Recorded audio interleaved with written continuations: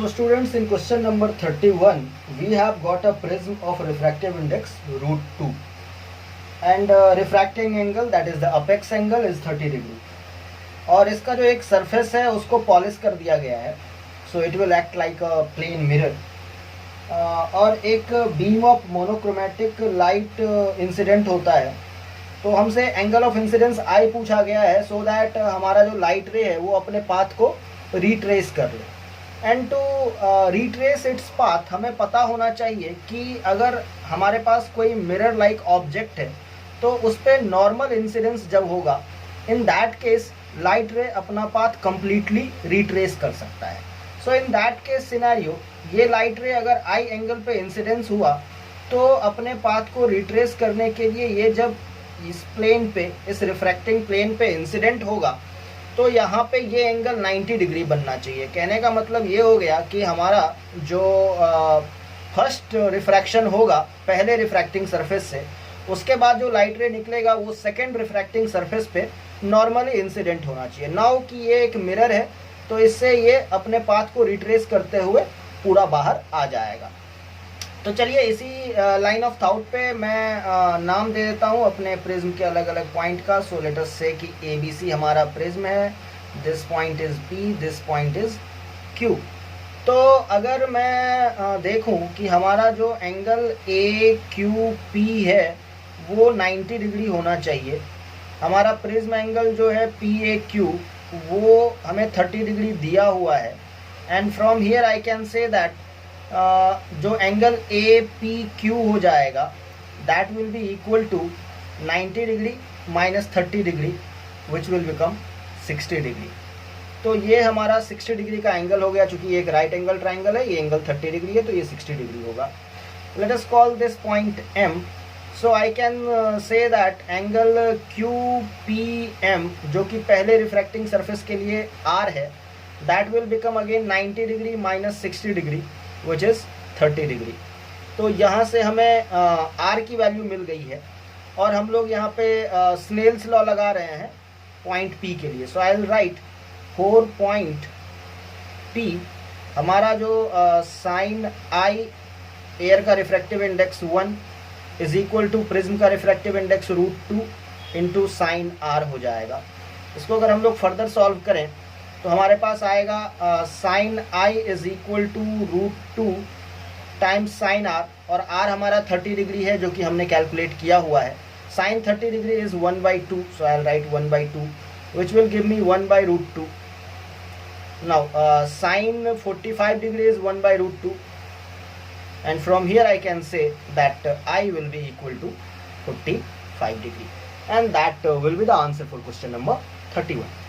So guys, coming to question number 32, और इस question में हमारे पास एक इक्विलैटरल प्रिज्म दिया हुआ है. so we can say that angle of prism is 60 degree, और हमें बताया गया है कि एंगल ऑफ डेविएशन 23 डिग्री है obviously for two angle of incidence I1 and I2 जिसका डिफरेंस 23 डिग्री है. तो हमसे म्यू पूछा गया है. तो जैसा कि हम लोग जानते हैं कि हमारा जो डेल्टा होता है वो I plus E minus A होता है, और I और E को इंटरचेंज कर देने से डेल्टा पे कोई फ़र्क नहीं आता है. कहने का मतलब है अगर मैं I को I1 कहता हूँ तो मेरा E I2 हो जाएगा, और अगर मैं I को I2 कहता हूँ तो हमारा E I1 हो जाएगा. So from that logic I can say कि हम लोग E को I प्लस 23 कह रहे हैं. तो कहने का मतलब हमारा डेल्टा 23 डिग्री है. हमारा जो I है इसको चलिए सिंपली I ही रखते हैं, और E को हम लोग I प्लस 23 डिग्री कह देते हैं, क्योंकि हमारा जो E होगा, अगर I मेरा I2 है तो E I1 हो जाएगा, और I1 will become I2 plus 23. So I plus 23 मैंने E के जगह पे लिखा है. माइनस A इज 60 डिग्री क्योंकि ये इक्विलैटरल प्रिज्म है. 23 cancel, so 2I is equal to 60 degree. From here I can say 2I is equal to 60 degree. Therefore my I is equal to 30 degree. यहाँ से हम लोग ये भी कह सकते हैं कि अगर I 30 डिग्री आया है तो हमारा E 30 प्लस 23 यानी कि 53 डिग्री हो जाएगा. अब लेट अस से कि हम लोग एक रे डायग्राम बना के इसको थोड़ा सा स्टडी कर लें। तो अगर हम लोग पहले एंगल की बात करें, यहाँ पे बात करें कि ये एंगल मेरा 30 डिग्री है, तो यहाँ से मैं स्नेल्स लॉ लगा करके R1 पता कर सकता हूँ। तो उसके लिए मैं लिख रहा हूँ कि 1 जो कि एयर का रिफ्रैक्टिव इंडेक्स है into sine 30 degree is equal to mu, इसका रिफ्रैक्टिव इंडेक्स मुझे पता नहीं है, तो म्यू इंटू साइन R1। और यहाँ से मुझे पता है कि साइन 30 डिग्री 1/2 है, that will be equal to mu sine R1। और यहाँ से हम लोग कह सकते हैं कि हमारा जो साइन ऑफ R1 आएगा वो 1/2 म्यू हो जाएगा। सिमिलरली अगर मैं यहाँ पे यही काम करूँ तो हमारा ये एंगल E है जो कि 53 डिग्री है, और इस एंगल को मैं R2 कह रहा हूँ। तो यहाँ पे मैं स्नेल्स लॉ लगा करके R2 पता कर सकता हूँ, और उसके लिए मैं लिख रहा हूँ कि म्यू जो कि प्रिज्म का रिफ्रैक्टिव इंडेक्स है into sine of R2 is equal to 1 जो कि एयर का रिफ्रैक्टिव इंडेक्स है into sine 53 degree. Now sine 53 degree is 4/5, so I can say that mu sin R2 is equal to 4/5। और मैं यहाँ से ये कंक्लूड कर रहा हूँ कि sine of R2 is equal to 4/5 mu। So now what I can say कि मेरा जो R1 plus R2 होता है वो मेरा A होता है, और इसी बेसिस पे मैं ये कह सकता हूँ कि R2 will be equal to A minus R1।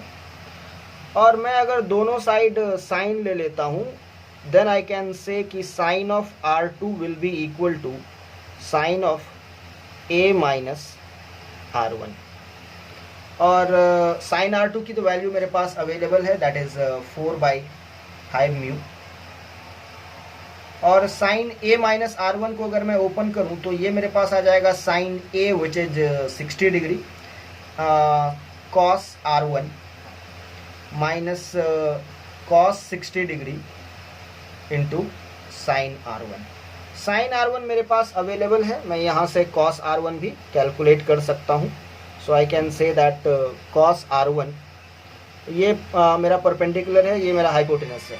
हम लोग कॉस R1 कैलकुलेट कर सकते हैं, ये हमारा परपेंडिकुलर है, ये हाइपोटेनस है, तो बेस हमारा हो जाएगा स्क्वायर रूट ऑफ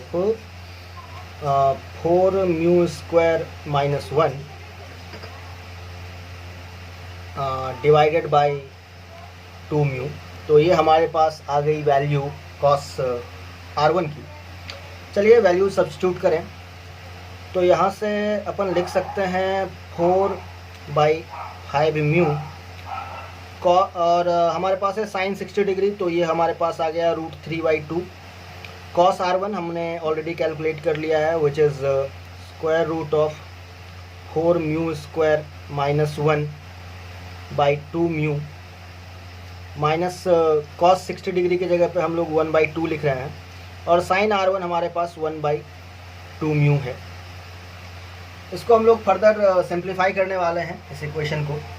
तो हम यहाँ से लिख सकते हैं कि 4/5 म्यू, इस √3 को स्क्वायर रूट, दोनों स्क्वायर रूट को एक साथ कपल कर लेते हैं, तो ये कंप्लीट हो गया हमारे पास 12 म्यू स्क्वायर माइनस 3, ये 3 अंदर में जाकर के मल्टीप्लाई हो गया, डिवाइडेड बाय यहाँ पे हमारे पास 4 म्यू आ रहा है, माइनस यहाँ पे भी 1/4 म्यू है। एक काम कर सकते हैं, ये म्यू कैंसिल हो जाएगा, ये सारा डिनोमिनेटर का म्यू, और फिर हम लोग यहाँ से इस 4 को इधर शिफ्ट कर सकते हैं,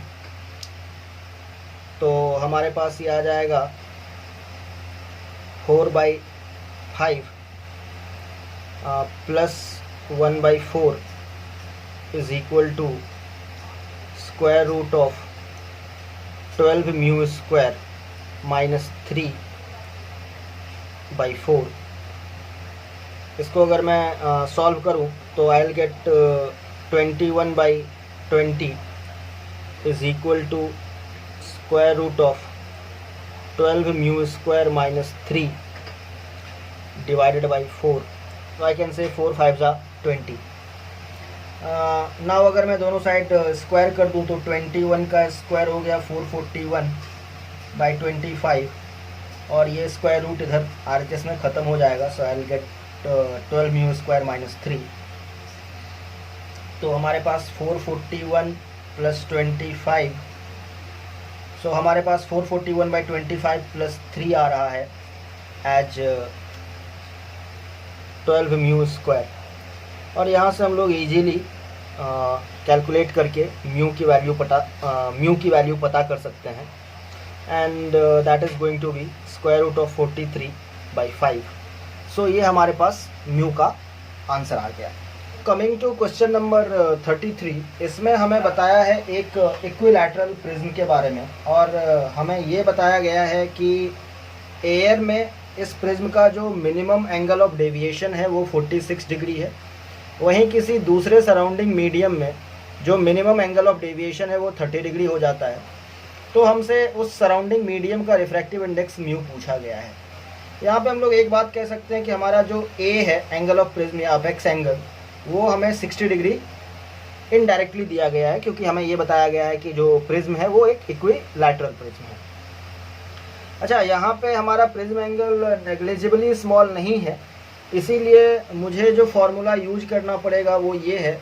अगर मैं एयर की बात करूँ तो mu prism by mu air will be equal to sine of A plus delta minimum for air by 2 divided by sine A/2 use करना पड़ेगा। और जैसा कि हम जानते हैं कि हमारा जो एयर का रिफ्रैक्टिव इंडेक्स है वो 1 होता है। So using that I can say that mu prism is equal to, now sine A is 60 degree plus delta minimum in air is 46 degree by 2 over sine A is 60 degree, तो sine A/2 is sine 30 degree. और यहाँ से next step में मैं ये लिख सकता हूँ कि हमारा जो म्यू प्रिज्म है, साइन 60 + 46 इज़ 106, उसका हाफ करेंगे तो हमें 53 मिल रहा है। So it is sine 53 degree by sine 30 degree. तो ये हमारे पास म्यू प्रिज्म आ गया। और अगर हम लोग यहीं पे सराउंडिंग मीडियम की बात करें तो हम लोग एक्सप्रेशन लिख सकते हैं कि mu prism by mu of the surrounding medium will be given as sine of A plus delta minimum in that medium divided by 2 over sine A/2। और इस मीडियम में हमें 30 डिग्री दिया हुआ है डेल्टा मिनिमम, तो हम लोग यहाँ से लिखेंगे कि mu prism by mu of that given medium is equal to sine A is 60 degree plus delta minimum in that particular medium is 30 degree by 2 over sine A/2 is again sine 30 degree।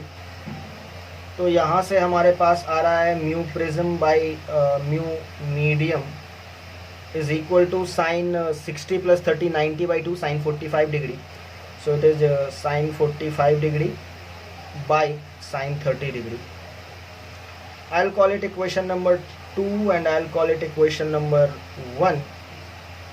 अभी मैं ये करता हूँ कि equation 1 को equation 2 से divide कर देता हूँ। So next step I am going to do equation 1 divided by equation number 2। तो हमारे पास आ जाएगा mu prism divided by mu prism over mu medium is equal to sine 53 degree over sine 30 degree divided by sine 45 degree over sine 30 degree. यहाँ से मैं sign 30 को cancel कर सकता हूँ और यहाँ से मैं म्यू प्रिज्म को कैंसिल कर सकता हूँ। So I will get mu of the given medium is equal to sine 53 degree which is 4/5 over sine 45 degree which is 1/√2। So finally from the calculation at this point I can write that mu of the surrounding medium is equal to, ये √2 ऊपर गया, so 4√2/5। तो ये हमारा final answer आ गया। इस question. So this is question number 34 part A, और इसमें हमें एक राइट एंगल प्रिज्म की बात की गई है। एक आइसोसेलेस राइट एंगल प्रिज्म है, कहने का मतलब ये दोनों एंगल 45 डिग्री हैं और ये 90 डिग्री है, और यहाँ पे एक लाइट रे इंसिडेंट हो रहा है और इसका एंगल ऑफ इंसिडेंस हमें पता करने के लिए बोला गया है, हमसे आई के बारे में पूछा जा रहा है। और कंडीशन हमें ये बताया हुआ है कि इस प्रिज्म का जो हाइपोटेनस वाला पार्ट है उसके ऊपर में एक ट्रांसपेरेंट लेयर है जिसका रिफ्रैक्टिव इंडेक्स n1 है और प्रिज्म का रिफ्रैक्टिव इंडेक्स n है, एंड प्रिज्म को डेंसर रखा गया है और n1 जो है वो रेयरर है। So I just want to से कि n is greater than n1, ये हमें क्वेश्चन में कंडीशन बताया गया है। और हम लोग ये चाहते हैं कि इस पॉइंट पे जो एंगल ऑफ इंसिडेंस हो वो क्रिटिकल एंगल के बराबर हो। कहने का मतलब अगर मैं यहाँ पे एक नॉर्मल ड्रॉ कर दूँ तो ये जो एंगल हमें मिलना चाहिए वो क्रिटिकल एंगल हमें C मिलना चाहिए। तो इसके लिए हमें I की वैल्यू यहाँ पे पूछी जा रही है। सो before starting this question, just let me name each and every point. I'll call the prism A, B, C. Let us call this point P, Q. Let me call this point R, and let us call this point S. So these are the nomenclature that I'll use while solving this question. तो अब सबसे पहले हम लोग इस बात पे आ जाते हैं कि अगर हमारा एंगल PRS जो है वो क्रिटिकल एंगल है, और ऑब्वियसली हमने ये नॉर्मल यहाँ पे प्लॉट किया हुआ है, then the value of angle ARP is going to be 90 degree minus C। और हमने पता है कि ये एंगल 45 डिग्री है, ये एंगल 90 माइनस C है, तो हम लोग एंगल APR कैलकुलेट कर सकते हैं। So let's do that first. So angle APR, जो ये एंगल है APR, उसके बारे में हम लोग कह सकते हैं कि टोटल जो ट्राइंगल के तीनों एंगल्स होते हैं उनका सम 180 डिग्री होता है, माइनस एंगल PAR 45 डिग्री है, सो 45 डिग्री, प्लस एंगल ARP जो है वो हमारा 90 डिग्री माइनस C है, so plus 90 degree minus C, and after solving this I will gate 45 degree plus C। तो ये हमने पता कर लिया। साथ ही साथ हम लोग अब यहाँ पे जो हमारा R आएगा उसकी वैल्यू कैलकुलेट कर लेंगे। सो आई जस्ट वांट टू से कि हमारा जो एंगल QPR है, QPR, जिसको कि हम लोग फर्स्ट रिफ्रैक्टिंग सरफेस का एंगल ऑफ रिफ्रैक्शन R भी कह सकते हैं, वो कितना हो जाएगा। तो ऑब्वियसली ये जो है हमारा नॉर्मल है, हमने एंगल APR कैलकुलेट कर लिया है। So R is going to be 90 degree minus angle APR, so 90 degree minus 45 degree plus C। So I am going to get 45 degree minus C from here. तो ये value हमारे पास आ गई है R की। अभी हमें बस स्नेल्स लॉ यूज करना है at point P। But before that I just want to write one more thing कि हमारा जो क्रिटिकल एंगल का साइन वैल्यू होता है, यानी कि sine of the critical angle जो होता है, that is equal to refractive index of the rarer medium, that is N1 by refractive index of the denser medium. So N1 by N हमारा sine C हो गया। Now 4 point P अगर मैं लिखूँ Snell's law 4 point P, तो बाहर में air है इस साइड, तो हमारा एयर का रिफ्रैक्टिव इंडेक्स 1, तो 1 into sine I is equal to prism का रिफ्रैक्टिव इंडेक्स N है, और बाद बाकी हमारा जो साइन R है वो हम लोग ऑलरेडी कैलकुलेट कर चुके हैं कि it is 45 degree minus C है। इसी लाइन पे अगर मैं आगे बढ़ूँ, then I will get sine I is equal to N times, now sine 45 degree minus C, इसको अगर मैं ब्रेक करता हूँ, then I will get sine 45 degree, that is 1/√2 cos C minus cos 45 degree which is again 1/√2 into sine C। अच्छा, sine C तो हमारे पास available है, but cos C हमें कैलकुलेट करना पड़ेगा, तो मैं यहीं से cos C कैलकुलेट कर सकता हूँ। हमारे पास साइन C है, सो cos C को मैं लिख सकता हूँ it is perpendicular by hypotenuse, तो हमें बेस बाय हाइपोटेनस चाहिए। सो I will write it as n square minus n1 square by n, ये हमारे पास कॉस सी की वैल्यू आ गई है। Now what I can do is this कि हमारा जो साइन आई हो गया दैट इज n, √2 को हम लोग बाहर निकाल सकते हैं कॉमन लेकर के। कॉस सी के जगह पे हम लोग ये वैल्यू रखने वाले हैं square root of n square minus n1 square by n, minus sine C के जगह पे n1 बाई n रखने वाले हैं। As you can see clearly ये n और ये n कैंसिल हो गया, तो फाइनली जो है वो हम लोग i पता कर चुके हैं। So i will be equal to sine inverse of the RHS part which is 1 by √2 into square root of n square minus n1 square minus n1। तो ये जो वैल्यू है वो हमारे पास i की आ गई है। नाउ 34 का पार्ट बी है ये, और इसमें हमें सेम प्रिज्म के लिए पूछा गया है कि एंगल ऑफ इंसिडेंस i यहाँ पे क्या हो, सो दैट ये जो हाइपोटेनस वाला जो सेकेंड रिफ्रैक्टिंग सरफेस है वहाँ से हमारा लाइट रे अनडेविएटेड गुजरे। तो ये बात क्लियर है कि अगर मैं ये चाहता हूँ कि इस पॉइंट पे रिफ्रैक्शन के बाद लाइट रे अनडेविएटेड गुजरे, तो उसके लिए ये ज़रूरी है कि लाइट रे इस सरफेस पे नॉर्मली इंसिडेंट करे। So this angle is 90 degree, that is clear, and obviously we know कि this angle is 45 degree given in the question. तो ये अगर 45 है, ये 90 है, तो ऑब्वियस सी बात है ये भी 45 हो गया, और सिंस दिस इज नॉर्मल तो 90 माइनस 45 अगेन ये एंगल भी 45 डिग्री हो गया, जो कि हमारा आर है। तो अगर मैं इस पॉइंट के लिए स्नेल्स लॉ यूज करता हूँ, देन आई विल गेट 1 जो कि एयर का रिफ्रैक्टिव इंडेक्स है into sine I is equal to mu जो कि n है यहाँ पे प्रिज्म के लिए refractive index into sine R which is 45 degree. So I will say that sin I is equal to n times sin 45 degree which is 1 by √2। तो यहाँ से हम लोग कह सकते हैं कि हमारा I जो हो जाएगा वो हो जाएगा sine inverse n by √2, and that is the answer for second part. So guys, coming to question number 34 part 1, और इसमें हमारे पास दो प्रिज्म का एक कॉम्बिनेशन दिया हुआ है, और दोनों प्रिज्म का रिफ्रैक्टिव इंडेक्स n1 और n2 है, और उनका जो डिपेंडेंस है वेवलेंथ के ऊपर में वो इक्वेशन हमें दिया हुआ है काउचीज फॉर्म में। काउचीज इक्वेशन जो होता है रिफ्रैक्टिव इंडेक्स वर्सेस वेवलेंथ का, वो फॉर्मूला हमें दिया हुआ है। और हमसे ये पूछा जा रहा है कि BC पे किसी भी एंगल पे लाइट रे इंसिडेंट करे लेकिन वो डेविएट नहीं करना चाहिए, ऐसा किस वेवलेंथ के लिए पॉसिबल है।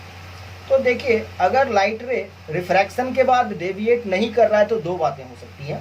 पहला कि जो सरफेस है उस पर नॉर्मल इंसिडेंस हो, लेकिन वो एक स्पेशल केस हो जाएगा जिसमें कि एंगल ऑफ इंसिडेंस फिक्स्ड रहेगा। लेकिन ऐसा इस क्वेश्चन में हमसे नहीं बोला गया। हमें बोला गया कि किसी भी एंगल पे इंसिडेंट हो लाइट रे ऑन द सरफेस BC, उसका डेविएशन नहीं होना चाहिए। ये तभी पॉसिबल होगा जब लाइट रे का रिफ्रैक्शन ही ना हो। कहने का मतलब है कि दोनों साइड जो रिफ्रैक्टिव इंडेक्स है वो सेम रहे। अगर ऐसा होगा तो लाइट रे किसी भी एंगल से आए वो अपना स्ट्रेट पाथ फॉलो करता हुआ निकल जाएगा, क्योंकि रिफ्रैक्शन होता है due to change in medium, due to change in refractive index. तो इसी बात का फायदा हम लोग उठाएंगे और हम लोग बोलेंगे कि अगर BC पे लाइट रे डेविएट नहीं होता है किसी भी एंगल ऑफ इंसिडेंस के लिए, इसका सीधा मतलब है कि हमारा n1 n2 के बराबर है। और यहाँ से अगर मैं इसी इक्वेशन को सॉल्व करूँ तो 1.2 मैं 0 हटा रहा हूँ, 10.8 into 10⁻⁴ by lambda square is equal to 1.45 plus 1.8 into 10⁻⁴ by lambda square. यहाँ पे लैम्डा को स्पेशल नाम लैम्डा नॉट दिया हुआ है, तो हम लोग भी यहाँ पे इसको lambda equal to lambda nought लिख लेते हैं। And now we are suppose to solve this expression, और इसके लिए हम लोग यहाँ पे ये करने वाले हैं कि 1.2 को RHS में ले जाते हैं और इस चीज़ को LHS में ले जाते हैं।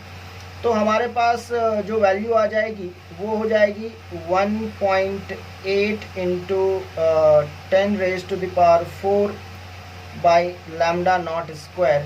ये माइनस हो जाएगा, RHS से LHS में लाएंगे तो plus 10.8 into 10 raised to the power 4 by lambda naught square, and that will be equal to 1.45 minus 1.2, which is obviously 0.25.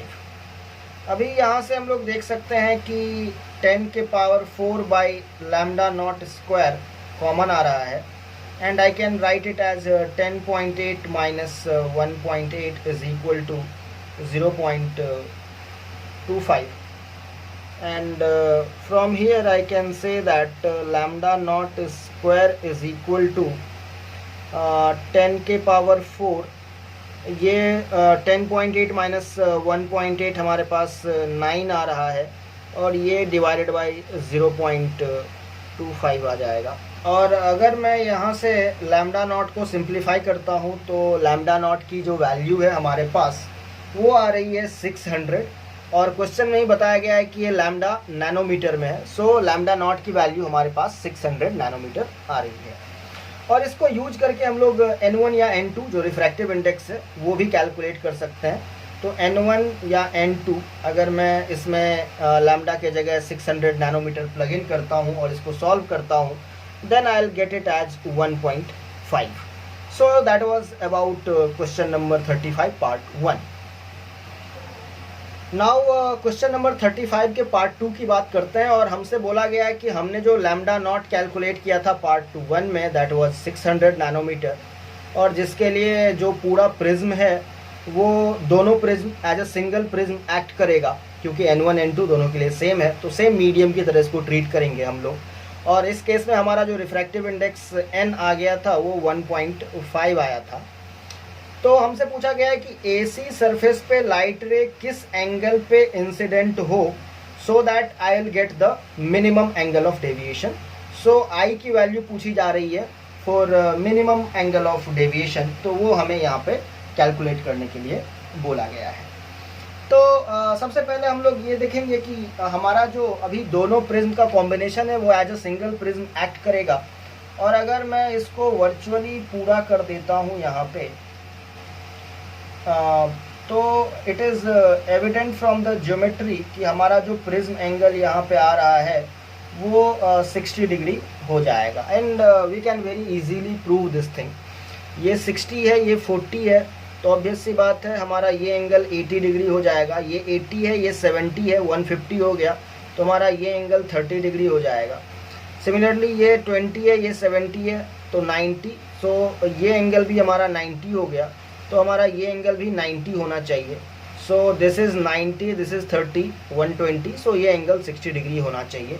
तो कहने का मतलब है कि it is equivalent to a broken prism जिसका कि अपेक्स एंगल A जो है वो 60 डिग्री है, रिफ्रैक्टिव इंडेक्स 1.5 है। तो यहाँ से हम लोग इक्वेशन यूज करेंगे कि mu of the prism is equal to sine A plus delta minimum by 2 over sine A by 2।